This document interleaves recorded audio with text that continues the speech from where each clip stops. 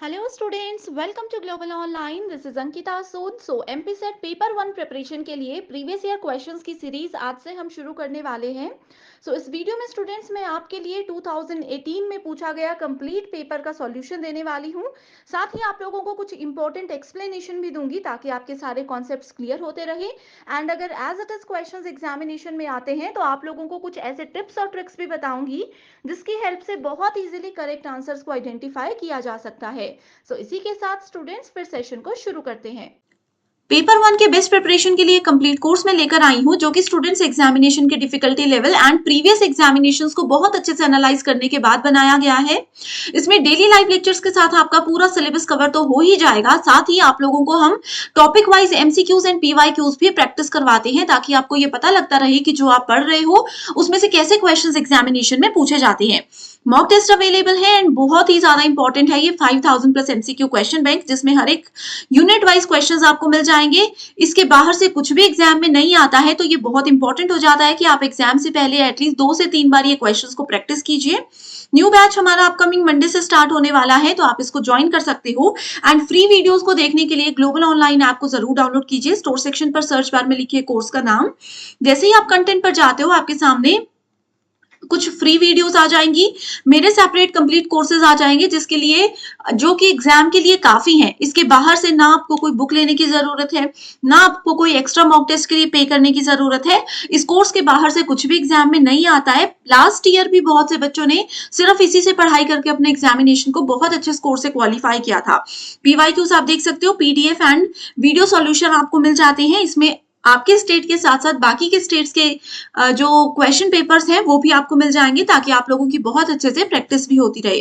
आप सभी स्टूडेंट्स इस कोर्स को ज्वाइन करने के लिए बस गिवन नंबर्स पर व्हाट्सएप के जरिए कांटेक्ट कर सकते हैं। इसके साथ ही स्टूडेंट्स अब बढ़ते हैं डिस्कशन की ओर। सबसे पहला क्वेश्चन है, the most powerful factor affecting teaching effectiveness is what. मैं आप लोगों को पढ़ा रही हूँ, मेरी टीचिंग को इफेक्टिव बनाने के लिए सबसे ज्यादा जरूरी चीज क्या है, ये इस क्वेश्चन में पूछा गया है। क्या मेरी एज मैटर करती है, कि अगर मेरी एज कम है या ज्यादा है तब आप लोग चीजों को समझोगे। जेंडर मैटर करता है। प्रोफेशनल कॉम्पिटेंसी यानी कि व्यवसायिक दक्षता मैटर करती है, या फिर यूज ऑफ टीचिंग एड्स यानी कि पढ़ाने के लिए किन किन सहायक सामग्रियों का मैं यूज कर रही हूँ, जैसे कि अभी मैं लैपटॉप का यूज कर रही हूँ, पेन का यूज कर रही हूँ, ये सब चीजें। तो मोस्ट पावरफुल यहाँ पर बोला गया है, इसमें करेक्ट आंसर होगा option number 3, that is professional competence. Professional competence क्या होता है, ये किसी पर्सन की, ये किसी टीचर की स्किल होती है। इसके अंदर किसी टीचर के नॉलेज को कंसिडर किया जाता है, उनके एट्रीब्यूट्स को कंसिडर किया जाता है, कि वो अगर किसी पर्सन में नॉलेज है तो वो कैसे अपना नॉलेज किसी के साथ शेयर करता है, किस तरीके से अपनी बात को प्रेजेंट करता है कि सामने वाला पर्सन भी उस चीज को समझ जाए। तो ये होता है प्रोफेशनल कॉम्पिटेंस। ये क्यों सबसे ज्यादा इंपॉर्टेंट होता है, देखो स्टूडेंट्स, मान लीजिए कि मुझे अगर यूजीसी नेट एग्जामिनेशन का नॉलेज है, लेकिन मुझे पढ़ाना नहीं आता, मेरी टीचिंग स्किल्स बिल्कुल जीरो है, तो वो नॉलेज किसी काम का नहीं, मैं किसी भी एंगल से टीचर नहीं बन सकती। वहीं अगर मेरी टीचिंग स्किल्स बहुत अच्छी है लेकिन मुझे नॉलेज नहीं है, तो वो भी बेकार है। तो इन दोनों चीजों का, ये मेरे स्किल्स और नॉलेज दोनों चीजों के कॉम्बिनेशन को प्रोफेशनल कॉम्पिटेंस बोला जाता है। Okay, next question is, knowledge of the teacher that affects teaching pertains to. किसी भी शिक्षक का ज्ञान जो होता है, टीचर का जो ज्ञान होता है, जिससे कि वो अपने टीचिंग को इफेक्ट कर सकता है, वो किस डोमेन के अंदर आता है। Affective domain, cognitive domain, connotative domain, sorry cognitive domain, या फिर साइकोमोटर डोमेन। तो आप सभी स्टूडेंट्स ने मेरे वीडियोस अगर रेगुलर देखे हैं तो हमने ब्लूम्स के वर्गीकरण को, यानी कि ब्लूम के टेक्सोनॉमी को डिटेल में डिस्कस किया है। उसमें हमने ये नाम का कोई भी डोमेन नहीं पढ़ा, अफेक्टिव, कॉग्निटिव और साइकोमोटर पढ़े हैं। इन तीनों में से करेक्ट आंसर होगा, ये है option number 2, that is cognitive domain. देखो, कॉग्निटिव मैंने आपको हमेशा बताया है, जहां पर भी आपको कॉग्निटिव टर्म मिले, इसका मतलब है कि हम किसी पर्सन की, किसी स्टूडेंट की, किसी की भी मेंटल एबिलिटीज की बात कर रहे हैं। ओके, मेंटल एबिलिटीज की बात कर रहे हैं तो वो कॉग्निटिव डोमेन होता है। ये किस पे फोकस करता है, ये किसी भी पर्सन की इंटेलेक्चुअल स्किल्स पर फोकस करता है। जैसे कि मान लीजिए किसी प्रॉब्लम में मैं फँस गई, तो मैं अपने इंटेलिजेंस को यूज़ करके कैसे उस प्रॉब्लम से बाहर निकल सकती हूँ, अपने पुराने नॉलेज के बेस पे मैं नई चीज़ को कैसे क्रिएट कर सकती हूँ, या फिर किसी सिचुएशन में मैं किस तरीके से सोचती हूँ, ये सब मेरी मेंटल एबिलिटी यानी कि मेरे कॉग्निटिव डोमेन के अंदर आता है। सो यही है इसमें correct answer. Next question is, which one of the following learner's characteristics not affect the efficiency of the learner? So learner की वो कौन सी विशेषता है जो कि उनकी लर्निंग को इफेक्ट बिल्कुल भी नहीं करता? देखो स्टूडेंट्स, इस तरीके के क्वेश्चन में आप लोग हमेशा नॉट टर्म पर फोकस कीजिएगा। बहुत बार ऐसा होता है, हमारे साथ भी ऐसा होता था कि नॉट टर्म को हम लोग मिस कर जाते थे और पूरा आंसर गलत हो जाता था। तो ऐसे छोटे-छोटे वर्ड्स पर आपने ध्यान देना है, ठीक है? एंड इस क्वेश्चन में ऑप्शंस है मेंटल मैच्योरिटी, कि किसी का मानसिक कितना पर्सन मैच्योर है, उनका इंटरेस्ट कितना है, उनका एटीट्यूड कितना है, या फिर उनका जेंडर क्या है। सो नॉट बोला है, ठीक है? इसका आंसर ज़रूर आपको आता होगा। देखो स्टूडेंट्स, इसके आंसर पे जाने से पहले मैं आपको बता देती हूँ कि अगर ये लेक्चर सीरीज़ आपको पसंद आ रही है, अभी तक के क्वेश्चन जो हमने किए ये आपको क्लियर है एंड आप चाहते हो कि इस तरीके की सीरीज़ मैं लेकर आऊँ, तो कमेंट करके मुझे ज़रूर बताइए, ताकि मैं भी मोटिवेटेड रहूँ और आपके लिए अच्छा काम करती रहूँ और आपका एग्ज़ाम 1 महीने के अंदर क्वालीफाई कराने में आपकी मदद कर सकूँ, ठीक है? नोट में यहाँ पर आता है जेंडर। अब कोई आपको मेल टीचर पढ़ा रहे हैं या फिर फीमेल टीचर पढ़ा रहे हैं, आपको उससे मतलब नहीं होना चाहिए। आपको उनके इंटरेस्ट से, उनके नॉलेज से, उनके एटीट्यूड और उनके मेंटल मैच्योरिटी से मतलब होना चाहिए कि कैसे वो आपको पढ़ा रहे हैं। जो चीज़ की आपको रिक्वायरमेंट है कि उन चीज़ों को ध्यान में रखते हुए वो पढ़ा रहे हैं। जेंडर यहाँ पर बिल्कुल भी इम्पोर्टेंट रोल प्ले नहीं करता है, okay? Next question is the utilization of smart classroom facility depends on. आप लोगों ने स्मार्ट क्लासरूम पढ़ा होगा जिसमें ब्लैक बोर्ड की जगह डिजिटल बोर्ड्स को यूज किया जाता है, ठीक है? ये सब चीजें किन चीजों पर डिपेंड करती हैं? ये कंप्यूटर लिटरेसी, कंप्यूटर या फिर स्टूडेंट्स एज। तो इधर सबसे इंपॉर्टेंट है कंप्यूटर लिटरेसी, ठीक है? अब देखो, अगर किसी टीचर को कंप्यूटर यूज़ करना आता है, कैसे टेक्नोलॉजी के साथ काम करना है, ये सब चीज़ें आती हैं, तभी वो स्मार्ट क्लासरूम में आपकी मदद कर सकते हैं। ओके? ठीक है स्टूडेंट्स, तो अगर आप लोगों को जैसे मान लीजिए नॉलेज जितना मर्जी है, टीचिंग स्किल्स जितने मर्जी हैं, लेकिन अगर आप लोगों को जैसे मैं ऑनलाइन पढ़ा रही हूँ ऐसे पढ़ाने को बोला जाए एंड आप में से किसी को अगर कंप्यूटर नहीं पता, ये पीपीटी कैसे बनानी है, क्वेश्चंस कैसे लिखने हैं, जैसे मैं देखो आंसर पे क्लिक कर रही हूँ तो आपको आंसर नजर आ रहा है, ये सब चीजें कैसे यूज करनी है ये नहीं पता, तो आप लोग स्मार्ट क्लासरूम में थोड़ी सी दिक्कत शुरुआत में हो सकती है, यही इस क्वेश्चन में पूछा है। ओके? कंप्यूटर लिटरेसी का मतलब ही होता है कि कंप्यूटर के बारे में जानकारी, लेटेस्ट टेक्नोलॉजी को कैसे यूज करना है, ये सब चीजें। Okay? Next question is types of resources available to a teacher for professional development and learning include. अब देखो कुछ कुछ रिसोर्सेज ऐसे हैं जो कि एक टीचर की प्रोफेशनल डेवलपमेंट में भी हेल्प करते हैं और उनके जो स्टूडेंट्स हैं उनकी लर्निंग में भी हेल्प करते हैं, उसकी डेवलपमेंट में भी हेल्प करते हैं।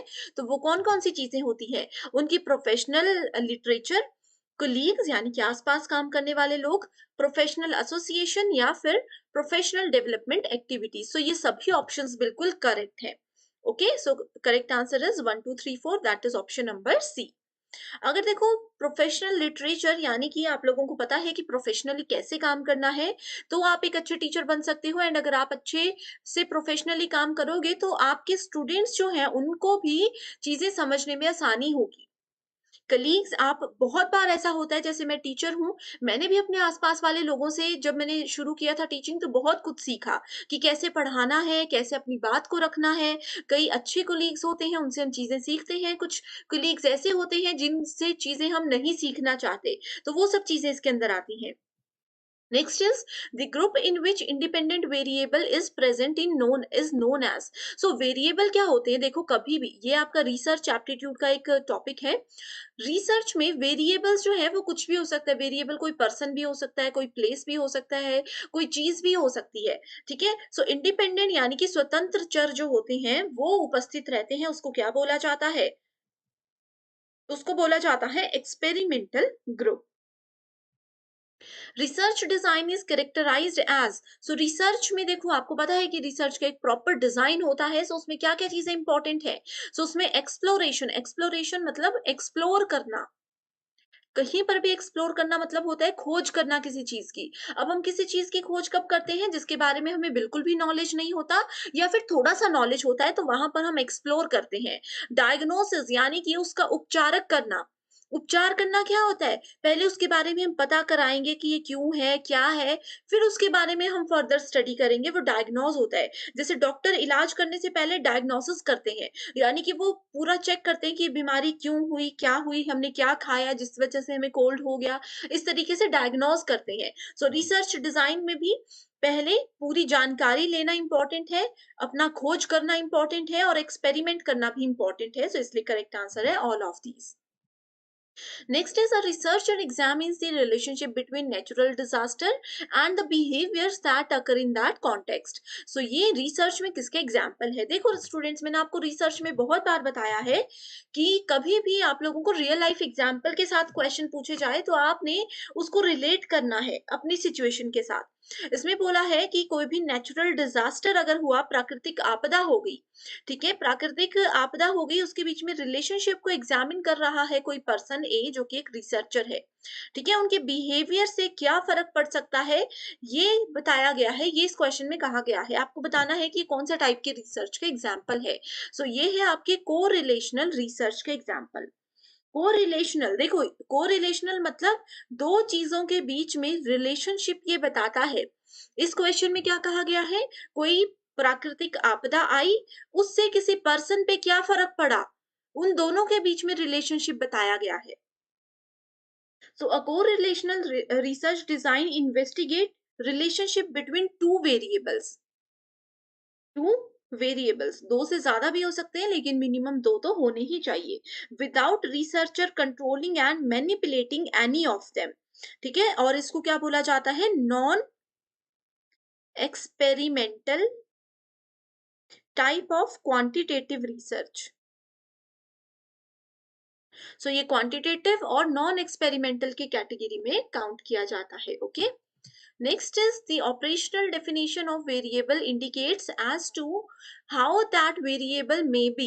so ये variable क्या हो सकते हैं, measured हो सकते हैं, मापा जा सकता है जिनको, वो होते हैं operational variables।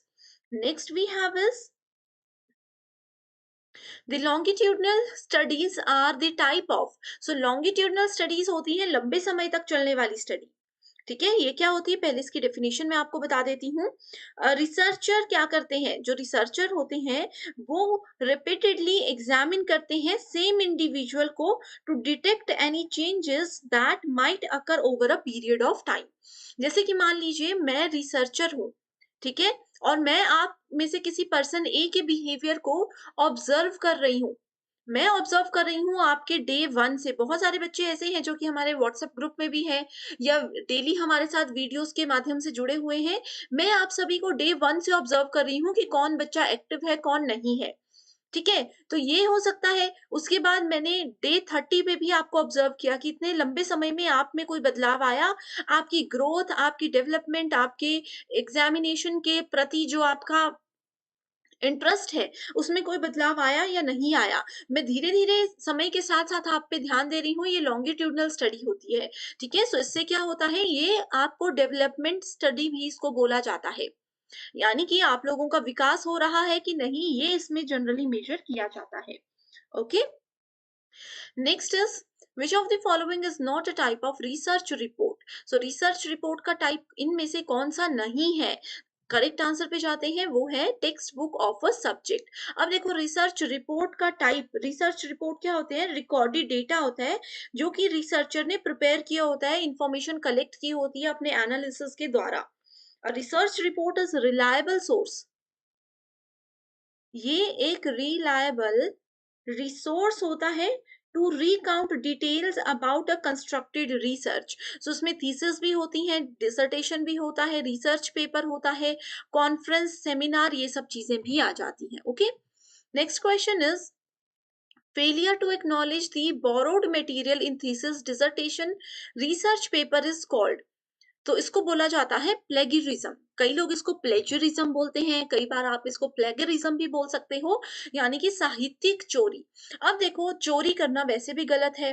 अब मान लीजिए कि मैंने कोई रिसर्च की थी, मान लीजिए मैंने किसी भी सोशल वर्क पर अपने रिसर्च की पीएचडी के दौरान। ओके, सो उस समय पे मैंने क्या किया, मेरा जो भी डेटा था, मेरी जो भी थीसिस थी या फिर मेरा जो भी डॉक्यूमेंट मैंने बनाए थे, वो सब डॉक्यूमेंट आप में से किसी भी एबीसी नाम के पर्सन ने यूज कर लिए, और जो मेरा डेटा था, जो मेरी फाइंडिंग्स थी, जो मेरे सॉल्यूशंस थे, उसको आपने एज इट इज यूज कर लिया। तो मैं आपको बोलूंगी कि आपने साहित्यिक चोरी की है। लेकिन वहीं अगर आप लोग ये डेटा को यूज कर रहे हो एंड मुझे बताकर यूज कर रहे हो कि मैम आपने जो रिसर्च टॉपिक लिया था, हमारा भी टॉपिक है एंड हम आपके डेटा को यूज करना चाहते हैं, इसके आगे और रिसर्च करना चाहते हैं, तो क्या हम कर सकते हैं? अगर मैं परमिशन दे दूंगी तो वो प्लेजरिज्म नहीं होगा। बिना पूछे बिना मांगे आप किसी के डॉक्यूमेंट को या किसी के रिसर्च के डेटा को यूज करोगे तो वो साहित्यिक चोरी होगी, जो कि एक अपराध हम रिसर्च में इसको मान सकते हैं। ओके, या फिर अगर ले रहे हो तो वहां पर उनका नेम मेंशन भी करना पड़ता है। जैसे आपने अपनी रिसर्च में मेंशन कर दिया कि यस, हमने जो भी डेटा यूज किया है, जो भी आगे आपको सॉल्यूशन देखने को मिलेंगे, ये सारे हमने अंकिता सूद मैम की रिसर्च में से उठाए हैं। तो अगर आप मेरा नाम वहां पर मेंशन कर दोगे, आपने जो भी रिसर्च आपका टॉपिक है उनको मेंशन कर दोगे, तो वो प्लेजरिज्म नहीं कहलाएगा। इस क्वेश्चन में पूछा गया था फेल्ड टू एक्नॉलेज, यानी कि आप उनका नाम वहां पर मेंशन करना भूल गए थे, जिनसे भी आपने थीसिस और डिसर्टेशन का मटेरियल लिया था। Next is which one of is not, again देखो, not the type of communication according to direction of communication। तो कम्युनिकेशन के डायरेक्शन में देखो, डाउनवर्ड यानी कि एक अपर लेवल का पर्सन किसी लोअर लेवल पर बात कर रहे हैं। मान लीजिए कि किसी 10th क्लास का बच्चा फर्स्ट क्लास के बच्चे से बात कर रहे हैं, तो वो डाउनवर्ड कम्युनिकेशन है। फर्स्ट क्लास का बच्चा 10th वाले से बात कर रहा है, तो वो अपवर्ड कम्युनिकेशन है, ऊपर की ओर है। हॉरिजॉन्टल क्या होता है? समान लेवल पर। 10th क्लास में सेक्शन ए का बच्चा सेक्शन बी के बच्चे से बात कर रहा है 10th क्लास में ही, तो ये हॉरिजॉन्टल कम्युनिकेशन है। सो इसमें क्या है, डायरेक्शन बता रही है। लेकिन इंडिविजुअल यानी कि कोई एक बंदा किसी दूसरे से बात कर रहा है, इसमें किसी भी तरीके की डायरेक्शन नहीं बताई है, तो ये है करेक्ट आंसर इसमें, क्योंकि पूछा गया था नॉट।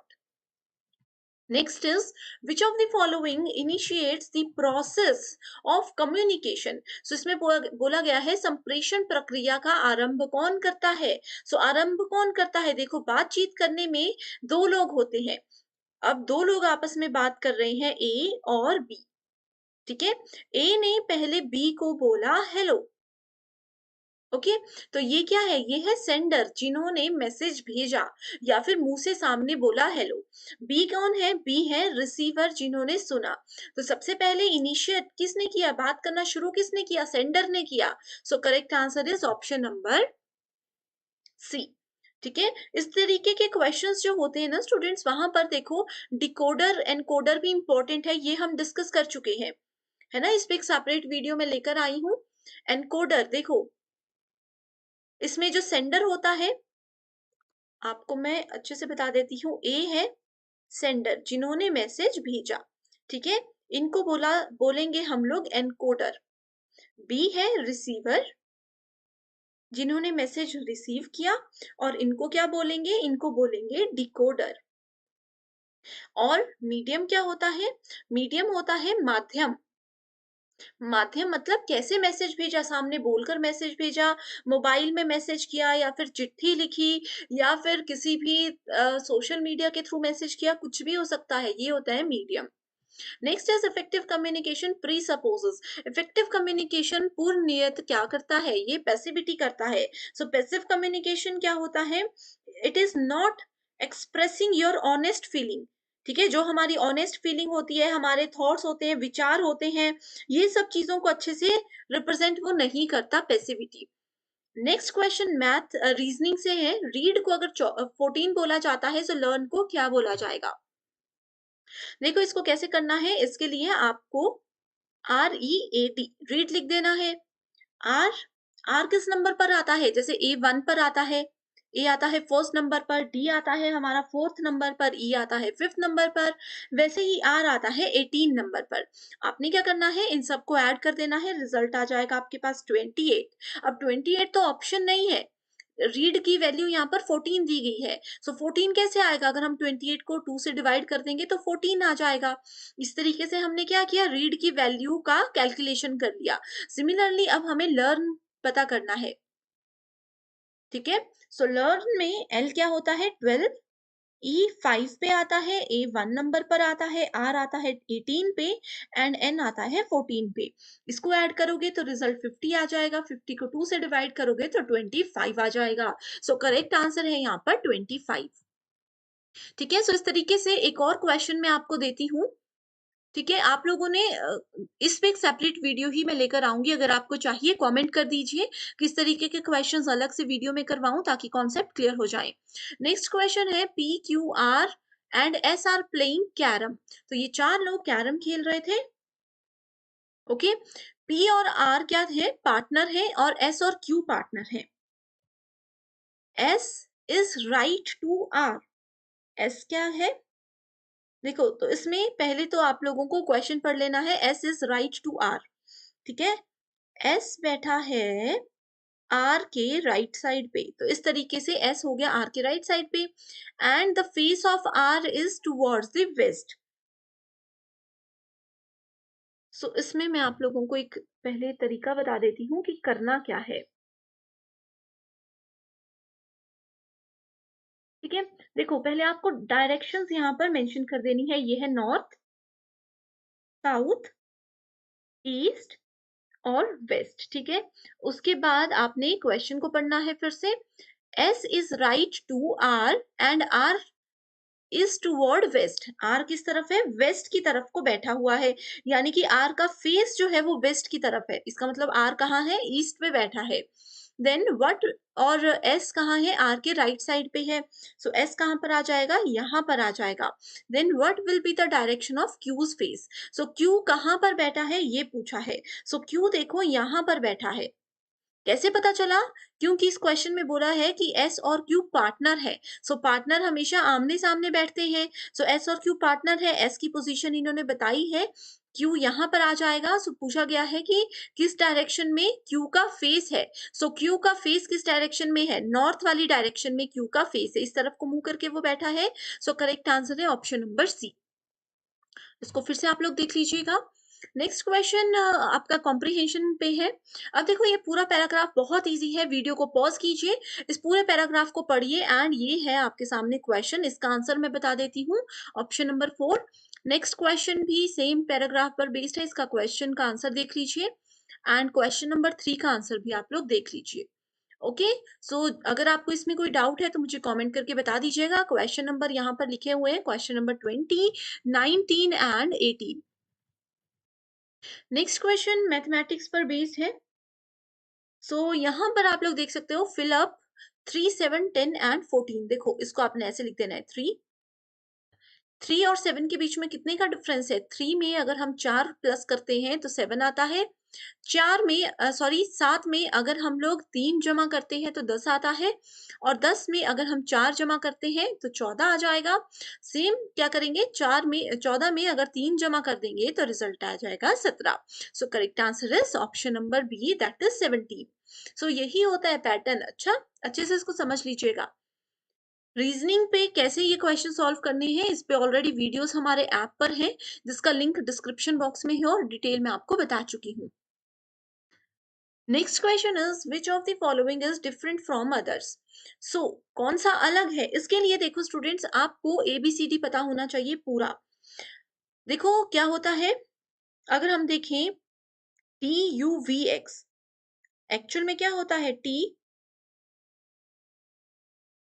TUVWX, यहाँ पे इन्होंने W को मिस कर दिया, ठीक है। उसके बाद हम HIJL को देखते हैं। HIJKL, इन्होंने यहाँ पर K को मिस कर दिया, ठीक है। BCDF, BCDEF, यहाँ पर इन्होंने F को मिस कर दिया। यहाँ पर डिफरेंट पूछा है। सो डिफरेंट कैसे? कौन होगा डिफरेंट? अभी तक तो देखो कोई भी नहीं मिला। OPRS देखें, OPQRS,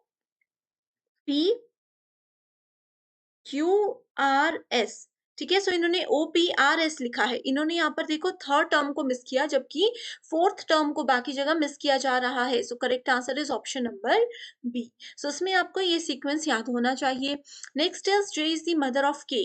अब देखो इस तरीके के क्वेश्चन को बहुत बार एग्जाम में पूछा जाता है। सिंपल सा ट्रिक मैं आपको बताती हूँ। J जो है, एक सेकेंड रुकिएगा, देखो यहाँ पर पूछा गया है J is the mother of K। J is the mother of K। ठीक है। फीमेल के लिए माइनस का साइन यूज होता है और मेल के लिए प्लस का यूज होता है, लेकिन यहाँ पर अभी तक बताया नहीं गया है कि K मेल है या फिर फीमेल है। उसके बाद बोला गया है L is the son of J। L जो है वो J का सन है, यानी कि J के दो बच्चे हैं, L और K। ठीक है। M is the brother of N। M और N अभी तक आपको नहीं मिले हैं, सो इस वाली स्टेटमेंट को आप स्किप कर सकते हो। उसके आगे बोला है N is the daughter of K। N जो है वो N है, ये N is the daughter of K। Okay. Then who is the grandmother of M। अब देखो यहाँ पर N हमें मिल गया, आगे लिखा है M is the brother of N, यानी कि M is the brother of N। ये दोनों क्या है, ये दोनों भाई बहन है, सिबलिंग्स है। सो इसमें पूछा गया है who is the grand mother of M। So M की ग्रैंड मदर कौन हुई, M की मदर है K और K की मदर है J। सो ग्रैंड मदर कौन हुई, J। So correct answer is option number A। Next is if the proposition no men are honest, no men are honest is taken to be false। इसको अगर हम लोग false मान लेते हैं, which of the following proposition can claim certainly true। देखो इस पे मैं आपके लिए एक वीडियो बहुत बार लेकर आई हूँ, जिसमें मैंने आपको AEIO वाला कॉन्सेप्ट बताया है। इसमें क्या होता है, AEIO में क्या होता है, A का मतलब होता है all, इसका मतलब होता है some, ये होता है no और ये होता है some not। ठीक है। सो इसमें देख सकते हो आप लोग, नो मेन आर ऑनेस्ट। मैं इसमें कलर्स बार बार इसलिए चेंज कर रही हूँ ताकि आप लोगों को इजी हो जाए समझने में। नो मेन, इसमें बोला है no main are honest, so ये ई वाली स्टेटमेंट है। इस स्टेटमेंट को अगर हम लोग फॉल्स मान लेते हैं, सो ट्रू कौन सी स्टेटमेंट होगी, इस स्टेटमेंट के साथ अगर हमें ऑपोजिट स्टेटमेंट लेनी है तो हम आई लेते हैं। अगर ये फॉल्स होगी तो ये वाली हमेशा ट्रू होगी, एंड अगर ये वाली स्टेटमेंट ट्रू बताई होती तो ये वाली स्टेटमेंट हमेशा फॉल्स होती। ये दोनों एक दूसरे के ऑपोजिट होते हैं। वैसे ही ए और ओ के केस में भी होता है। सो इसमें आई की बात करते हैं, सो आई मतलब some. So correct answer some men are honest. So ये है हमारा correct answer. Next question is some idealist are fanatics, all reformers are idealist are and some formers are feminist. ये दोनों ही स्टेटमेंट्स में से आपको बताना है क्या है। सो इसमें बोला है both the statements are true and R gives the correct explanation of A. So ये इसका करेक्ट आंसर है। सो ये स्टूडेंट्स, आपको पता है कि पेपर 1 में टोटल 50 क्वेश्चंस आते हैं। सो इस वीडियो में हमने फर्स्ट 25 क्वेश्चंस को डिस्कस किया है। अगर आप लोग रिमेनिंग 25 क्वेश्चंस भी मुझसे चाहते हो तो कमेंट कर दीजिए, मैं जल्दी से जल्दी आपके लिए आगे के क्वेश्चंस का भी डिटेल सॉल्यूशन लेकर आऊंगी। एंड अभी तक की वीडियो में किसी भी टॉपिक में कोई प्रॉब्लम है या किसी टॉपिक पे सेपरेट वीडियो आप चाहते हो तो भी मुझे कमेंट करके जरूर बताइएगा। मैं आप सभी स्टूडेंट्स के लिए जरूर आपकी रिक्वेस्ट पूरा करूंगी। So thank you so much for watching this video and next part के लिए आप लोग हमारे चैनल पर बने रहिएगा। So thank you so